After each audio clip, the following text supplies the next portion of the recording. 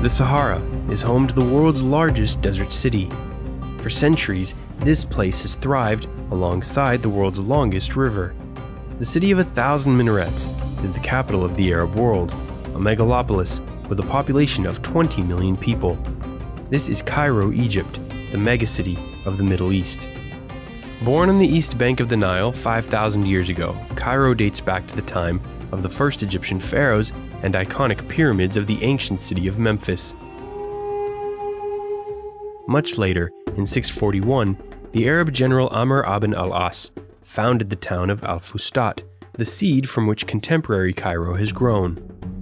In 970, a walled city was established to protect its inhabitants from conquering armies. Over the next 400 years, it would grow to become the largest city in all of Africa, Europe, and Asia Minor.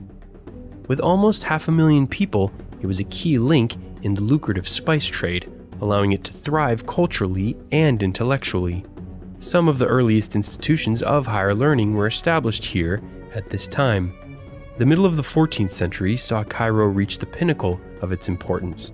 Soon after, though, decline set in, as plagues like the Black Death began killing large portions of its population. Then, its spice trade monopoly was broken when Vasco da Gama sailed from Portugal to India, establishing an alternative sea route, undermining Cairo's economic importance.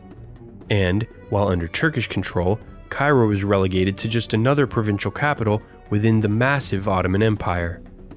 Fast forward to the 1830s, when the urban growth that defines modern Cairo began. Influenced by the renovation of Paris, a European-style city was built to the west of the medieval core. Cairo entered its most rapid period of expansion in the 1950s, triggered by Colonel Nasser's revolution that ended 2,000 years of imperial rule in Egypt. That's when the city began sprawling northward into the fertile Nile River delta, consuming valuable farmland. This growth was fueled by improvements in transportation and industrialization. Things like flood control allowed the riverfront to be developed, and bridges allowed people to settle on the area's islands and west bank. Just like we've seen with the other cities in this series, Cairo's development eventually reached a point of critical mass where it suddenly became an attractive enough destination that people began arriving faster and faster and in larger and larger numbers. But unfortunately for Cairo, it was unprepared for this influx and couldn't grow fast enough to support them. Many of these newcomers had to make desperate choices about where to live. Today, 500,000 people live in the city of the dead, among row after row of tombs. More of Cairo's poor live in a place called Garbage City. Here, 70,000 Cairenes sort and recycle the 15,000 tons of trash that's created every day in the rest of the city. They actually provide a vital service and were even recognized as one of the most efficient sanitation operations in the whole world. An urban artist named El Said recently undertook a beautification project there and shared what he learned in a TED Talk. The Zareb community was the ideal context to raise the topic of perception. We need to question our level of misconception and judgment we can have, as a society upon communities based on their difference. The people of Cairo call them the Zabbalin, which means the people of the garbage.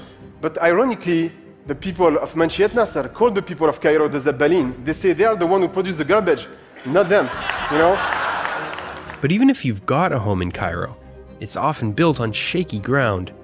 Developers frequently ignore or bribe their way past rules that limit buildings to a height of 6 stories because of the oversaturated Nile River Delta land that serves as the city's foundation. This had tragic consequences in 1992 when an earthquake that collapsed numerous residential towers killed more than 600 people.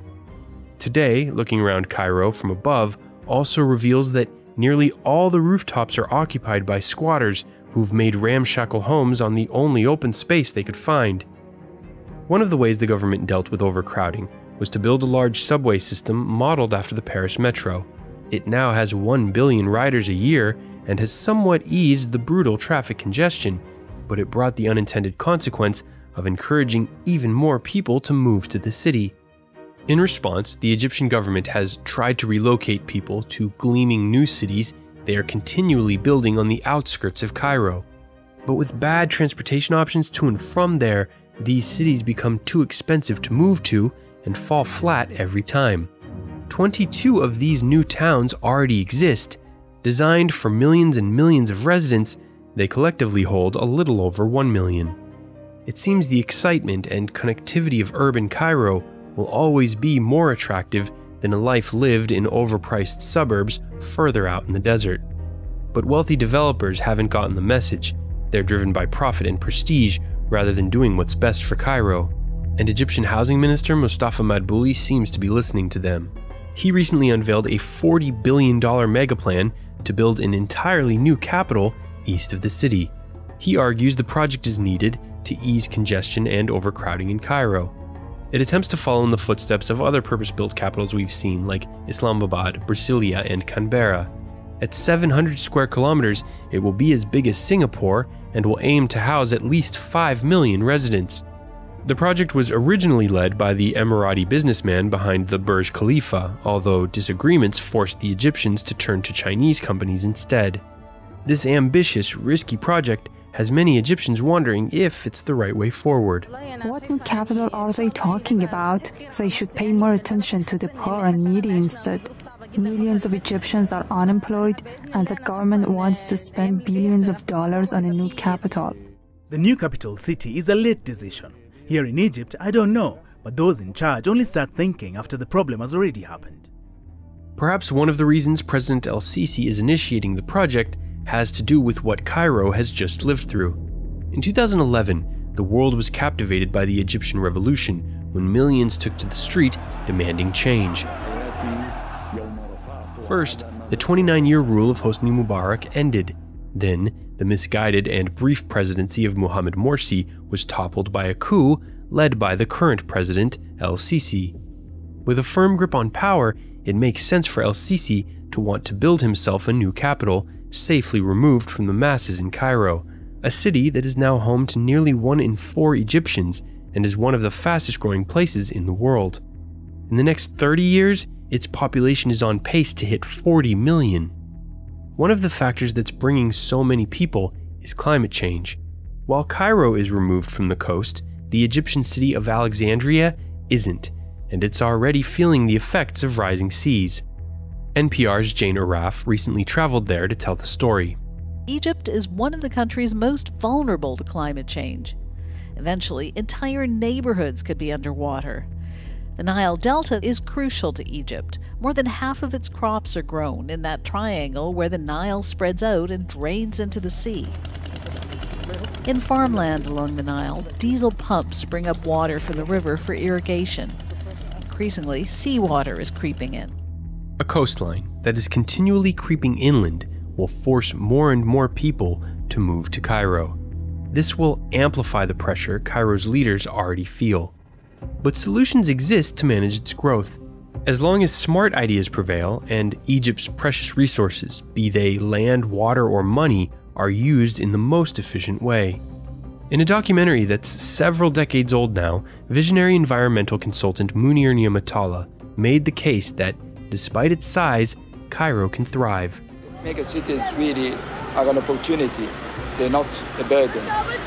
We have to look at megacities as a place where human beings are going to efficiently contribute something to mankind. The world now is not separated by national boundaries and cannot be separated by national boundaries, thank goodness. And that is very much because of megacities.